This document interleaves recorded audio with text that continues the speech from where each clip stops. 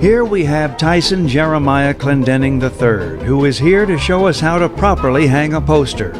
If a poster isn't hung properly, there are a few consequences you may encounter.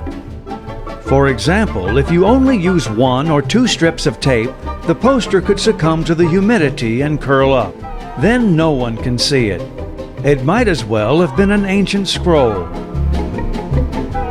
Also, if you quickly slap a couple of pieces of tape to the top of the poster, it gives the poster a sloppy look, and could even tear off some of the fresh paint when it comes time to remove it.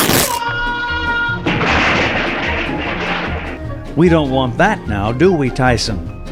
Tape on all 4 corners provides additional support so that your message does not end up wilted like a dead petunia, or on the floor under someone's feet. Now that we have 1 poster up, there are only 299 to go. Get to work, Tyson.